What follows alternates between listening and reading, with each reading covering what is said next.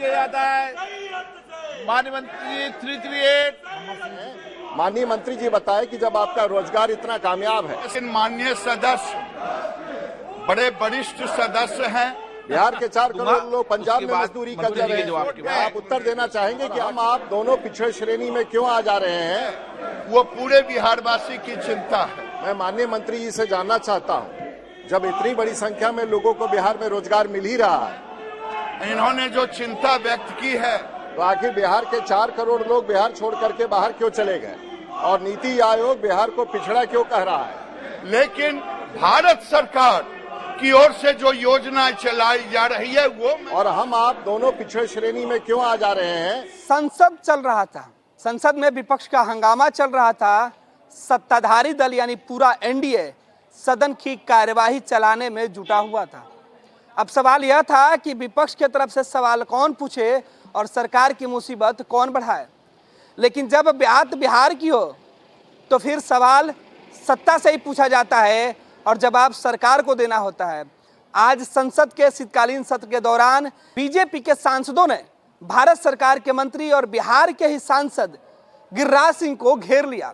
गिरिराज सिंह की मुसीबत उस वक्त बढ़ गई जब बीजेपी सांसद राजीव प्रताप रूडी और बिहार के ही औरंगाबाद के सांसद सुशील सिंह ने सीधे तौर पे पूछा कि रोजगार के मुद्दे पर सरकार क्या कुछ कर रही है।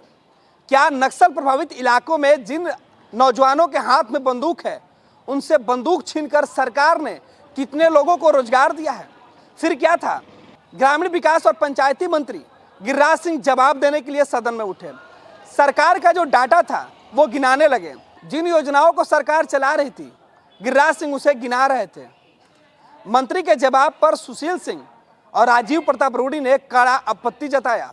कहा कि मंत्री जी जवाब तो दे रहे हैं लेकिन भूल जा रहे हैं कि वो भी बिहार से आते हैं और बिहार में हर साल तकरीबन 4 लाख लोग रोजगार के लिए देश के दूसरे प्रदेशों में जाते हैं। दिल्ली, पंजाब, कश्मीर में जाकर यही नौजवान अपनी जान गंवाते हैं और सरकार की तरफ से मंत्री जी का जवाब आता है कि देश के अंदर रोजगार के कई अवसर बढ़े हैं।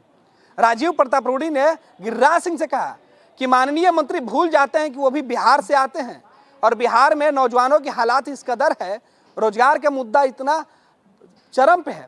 बेरोजगारी और पिछड़ापन बिहार इसलिए बढ़ा हुआ है कि नीति आयोग की रिपोर्ट में भी बिहार पिछड़ा ही दिखता है।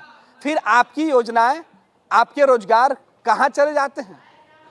जब सवाल अपनों ने पूछा तो मंत्री जी के सर से पसीने छूटने लगे। हालांकि संसद के अंदर जवाब दे रहे थे लेकिन राजीव प्रताप रूडी जिस तरीके से गिरिराज सिंह को घेर रहे थे, विपक्ष भी खामोश हो गया क्योंकि सदन के अंदर विपक्ष का हंगामा चल रहा था, नारेबाजी चल रही थी। लेकिन राजीव प्रताप रूडी के सुर से विपक्ष के सुर ठंडे पड़ गए क्योंकि मंत्री और सरकार दोनों कटघरे में थी, क्योंकि सवाल खुद बीजेपी ने ही पूछा था। क्वेश्चन नंबर 338 क्लब किया जाता है। माननीय मंत्री 338। अमर सिंह जी, राजीव प्रताप रूडी।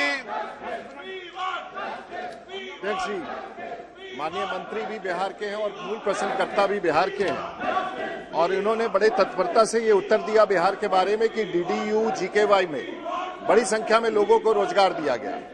मैं माननीय मंत्री जी से जानना चाहता हूं, जब इतनी बड़ी संख्या में लोगों को बिहार में रोजगार मिल ही रहा है, तो आखिर बिहार के 4 करोड़ लोग बिहार छोड़ करके बाहर क्यों चले गए? और नीति आयोग बिहार को पिछड़ा क्यों कह रहा है?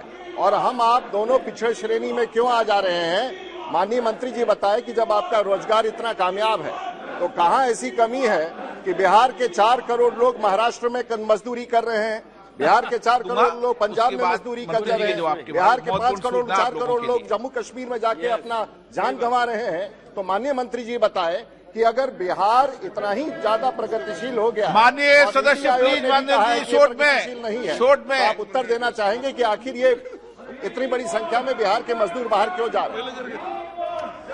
महोदय, एक तो प्रश्न 334 और 338 हो गया, लेकिन माननीय सदस्य बड़े वरिष्ठ सदस्य हैं। इन्होंने जो चिंता व्यक्त की है वो पूरे बिहारवासी की चिंता है और हम सब भी चिंतित हैं। लेकिन भारत सरकार की ओर से जो योजना चलाई जा रही है वो मैं मंत्री जी को बताने का काम किया। एक मिनट मान्य सदस्य, एक मिनट।